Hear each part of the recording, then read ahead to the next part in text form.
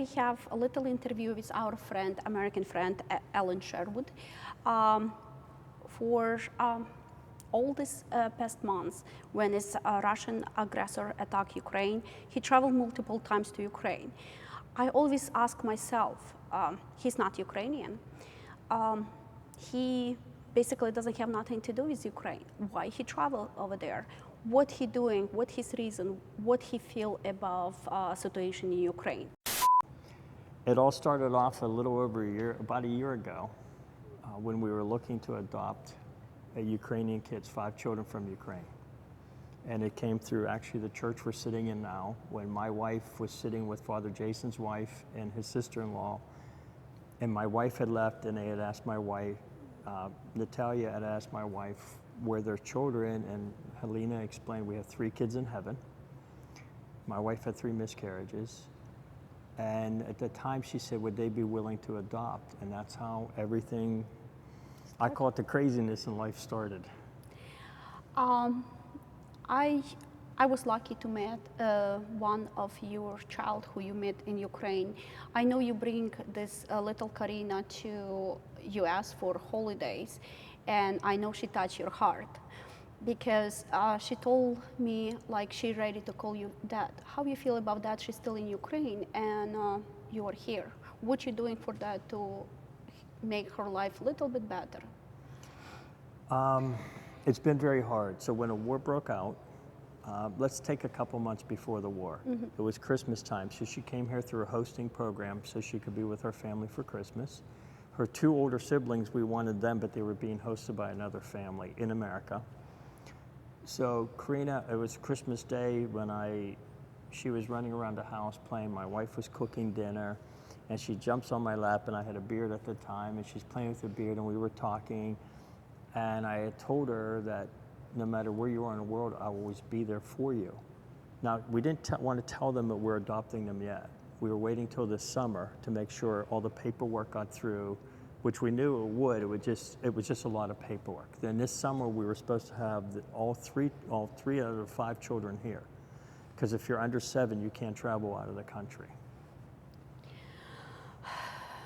I know your heart was a little bit broken when February 24 you hear over the news Russian attack Ukraine.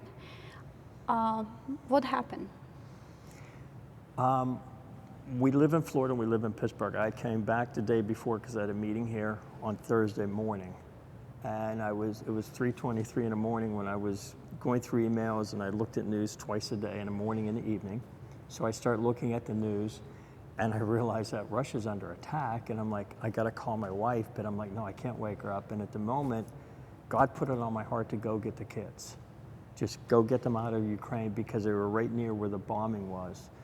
So at 7 in the morning, I texted my wife and I said, hey, are you awake? And she calls me immediately crying. The children had called her the night before. They were FaceTiming, and they were holding their phone up to the window, and you could see the bombs going off in the background. And they were extremely scared. She was distraught. And I said to my wife, what do you want to do? And I knew what I wanted to do, but I wanted her to say what she wanted me to do. And we went back and forth for a little bit, and she finally said, go get the kids. And from that, I said to her, are you sure? And she's like, you're the only one I know in the world who can do this. And that's how the whole thing of going to get the children out of Ukraine to safety. We thought we could bring them to America at the time, but once we got there and realized the laws, it wasn't that easy because of the war. When you cross a border with Ukraine, it was no 1 second when you say, no, I'm not going, I'm scared, I'm going back. Did you think that? No. Once I knew what I was doing, I'd called Father Jason after I talked to my wife, and he's like, I'll go with you. And I'm like, no, I don't want anything to happen to you. Then later that evening, Thursday evening, there was a prayer service here in a church. And I walked back into the sanctuary to talk to him, and he says, what are you going to do? I said, I'm going to Ukraine. He said, who are you taking? I said, I got God. And he points to his collar and goes, I'll go with you. And I said, okay. So he came with me. I didn't understand the language. I knew very little of it.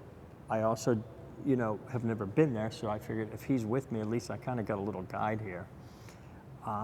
But was I scared? Not at once, no. I was more concerned with him and us, getting in and getting out. I was more concerned about the kids being able to travel. They were in Kyiv, basically, so they had to travel to the other side of the country. And when the war started, travel was extremely hard because there were roadblocks everywhere. I know after that one time, you was multiple times in Ukraine, and why?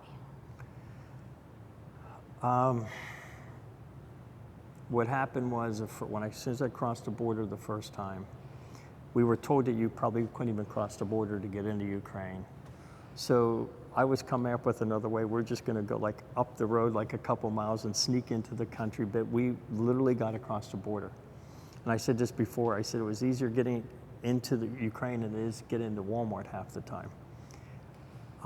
But when I crossed the border and just saw the despair on people's faces, it's really hard to describe.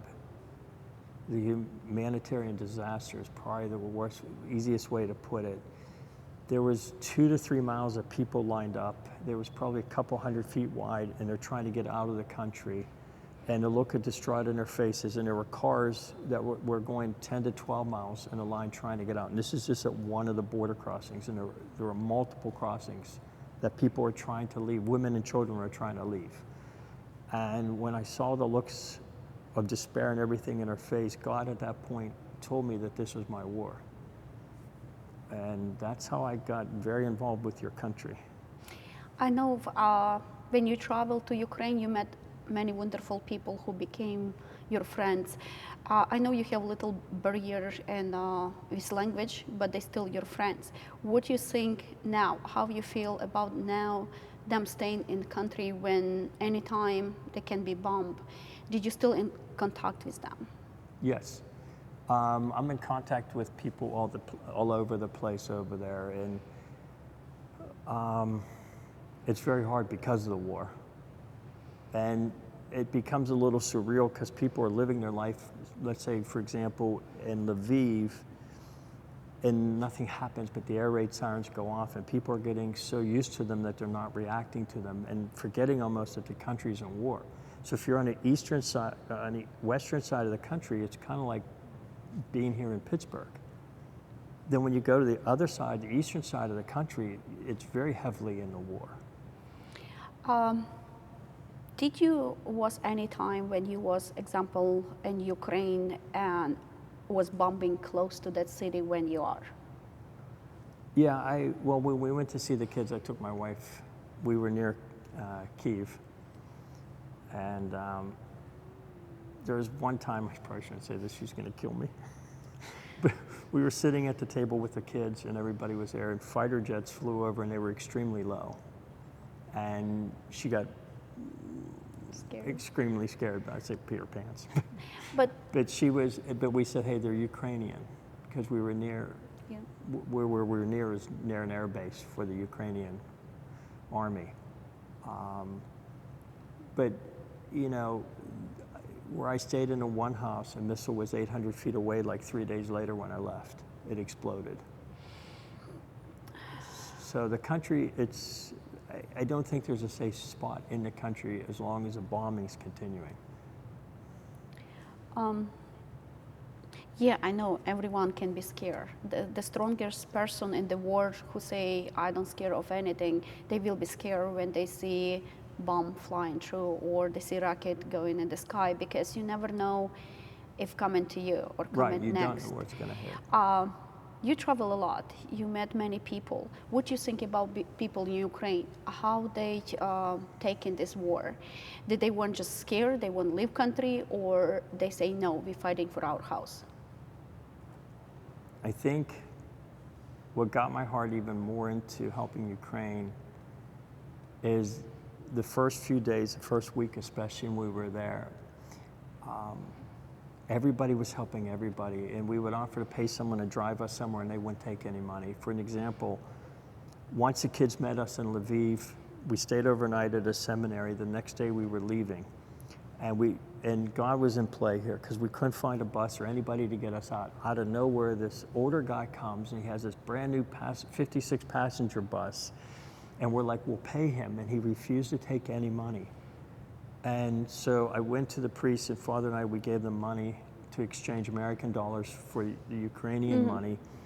And he only took gas money. And he drove us 6 hours south to get through the Slovakian border and get out of the country. And he was just one example of everybody in this country and people we met when we crossed the border. One lady, she was from Kyiv, the building next to her apartment blew up. She brought her child over and gave it to her husband who's in Poland. And she came back to help her country. And it's just everywhere. The spirit, the Ukrainian people are warriors. I can't even describe the spirit they have in them of defending their country.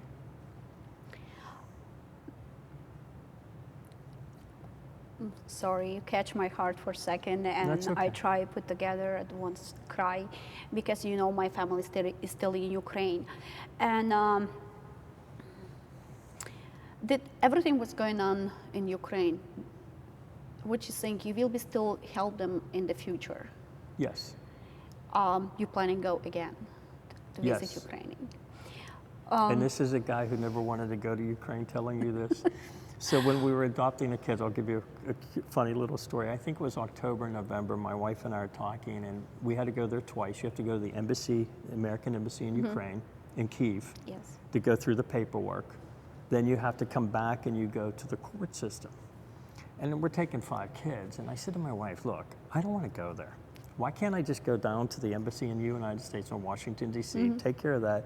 And I said, they can send the kids over. We're going to give them a beautiful life. It'll be simple. Then I don't have to go because it was, Yeah. never thinking how God works. And he gets me to the country that is so beautiful that I think I've been there 8 times. And not just quick in and quick out. I spend weeks at a time in a country. The country is just beautiful. How is country look before war and now? Did you see difference? As in buildings or people? Buildings. So mostly in the West, a lot of it's the same as before the war. Lviv has really been like what Lviv looks like. The biggest part is when you get to the east and you just see blocks blown apart by missiles. When I took Anita with me, we went to see the kids near Kyiv. And when we were near Kyiv, I got to show her a couple buildings and like a bridge that was blown out and different things that were blown up. And I wanted her to see firsthand, but I didn't want to take her too far east. I wanted for her safety. I was more concerned about her. What do you think about people? How they change?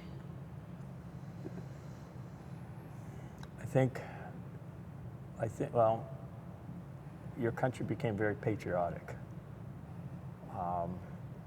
Let's face it, everyone thought Russia would come in, you guys would surrender, this would be over in 24, 72 hours, and life would go on for everybody else. And you stood up, not having guns, not having munitions, not having everything you needed.